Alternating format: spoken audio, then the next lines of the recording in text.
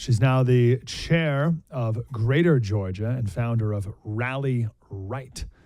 Kelly Loeffler, how are you today? Excellent, Mike. Excited to be on with you this morning. Well, thanks for taking time and thanks for all the work you're doing in Georgia. Yeah, love it. I got to start off with this, if you don't mind, because we have to win. I don't want to bring up bad memories, Kelly, but I'm curious what the after-action report is on the 2020 election and how Republicans lost Georgia, because I don't want to lose Georgia ever again for as long as I live. So what explains what happened then? Well, amen to that. We're not going to lose Georgia again. That's, the after-action report is actually how I've spent my last 4 years in creating an organization called Greater Georgia. I did it because I saw the shortcomings that we had on the ground, the infrastructure that didn't exist on our side. The other side had it in spades. Stacey Abrams had built a machine in our state that was, funded by blue state money. I always say we're a red state funded by blue state money, so flooded by blue state money. So, I set about starting to register voters again for the conservative movement. We had yielded that to the left. We had walked away from monitoring election integrity, and we just trusted everything was going to be just fine. It wasn't. Obviously, we saw that in 2020. And then the third piece, which is where I spend most of my time, is reaching out to diverse communities, underrepresented groups in our movement. That means we're reaching out to Black voters, Hispanic voters, suburban women, kids. I mean, people have given up on high school and college kids, but these young adults are sharp. They're increasingly conservative. So we've really built a massive infrastructure that is making a difference. We made a difference in 22, and we're excited to see it all unfold in 24. I often speak of a PBS NewsHour segment. It's 9 minutes long that was done 1 week. I think it was maybe 8 or 9 days before the 2020 election. And it was about these voting machines in Georgia.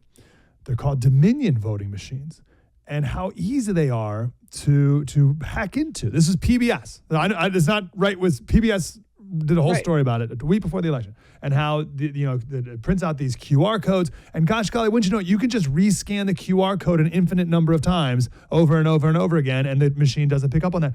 And I think they were setting the stage for, when Trump wins, they can come out and claim voter fraud as well. What the heck has been done to clean up the problems in Georgia in the last 4 years? Well, Mike, you nailed it. There were so many problems in Georgia in 2020, not least of which were set in motion by our own Secretary of State in making unprecedented changes to our elections.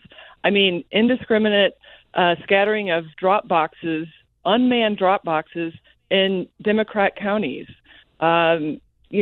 changing our primary dates, implementing that new Dominion voting machine, which was such a massive failure in the primary, it made national news.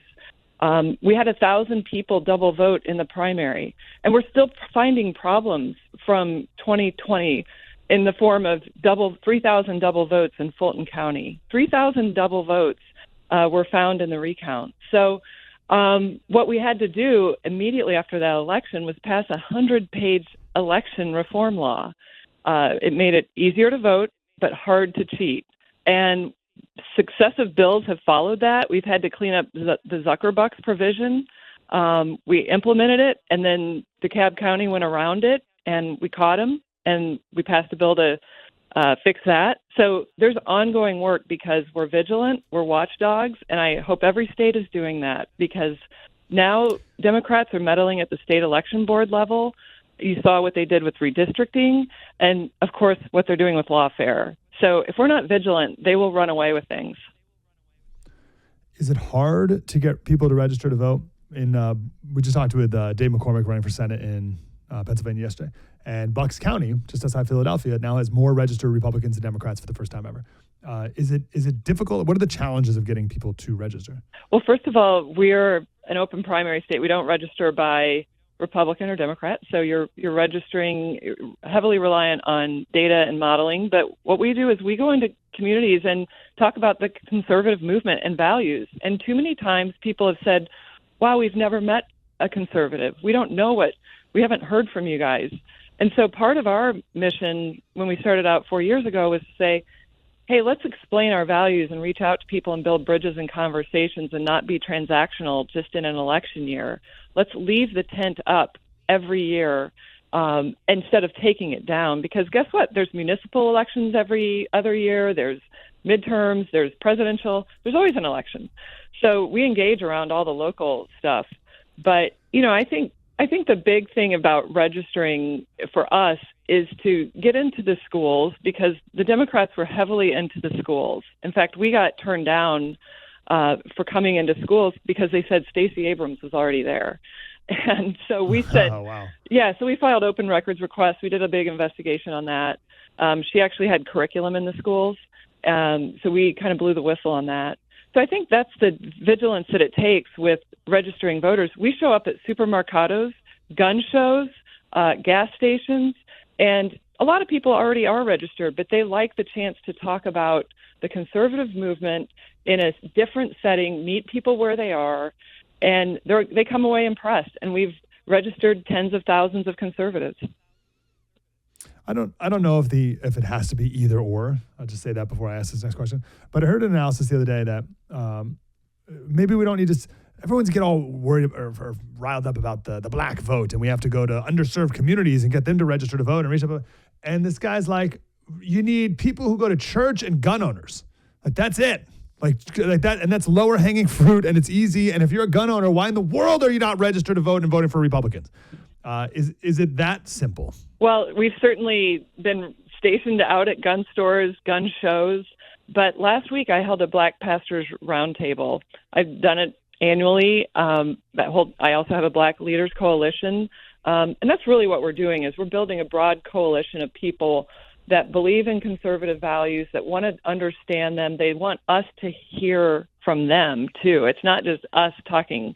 It's largely, I convene these groups to hear from them and then figure out, how do we build sustainable relationships? So the Black Pastors Roundtable was great because there's a massive amount of, diverse communities that want to hear about more than just, hey, because we're Christians, we're pro-life. Of course we're pro-life. There's that. But what about other things in my family, education, things that might be outside of the church's realm, because they want to be conversant with their congregations on those issues. Is your kid limited by the zip code that their public school is in?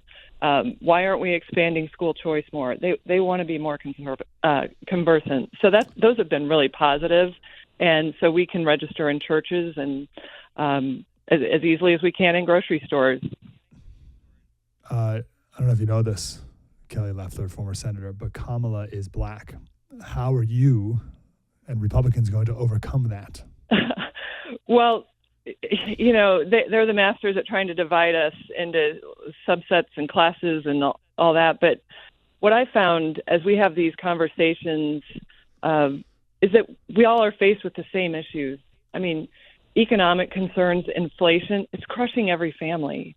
I mean, the fact that they have to pay 40% more every time they fill up their tank with gas because Joe Biden is the worst president in history, and Kamala Harris is promising to be even worse by banning fracking.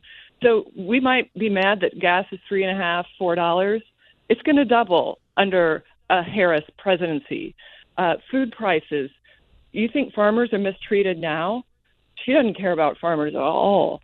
So we're going to have real challenges in this country under a Harris administration. And so the issues that everyone's concerned about, it doesn't matter our race. We're red, white, and blue. And what we have to do is say, we've got the same issues. Yep. We got 30 seconds. We know how much the Democrats love women, want to support women. Did the Democrats support you when you were a senator and running for Senate because you're a woman? I was their top target. And oh, weird. Yeah, weird. There's nothing the liberal media and the Democrats hate more than a conservative woman. Kelly Loeffler, what are the two websites you want people to go to?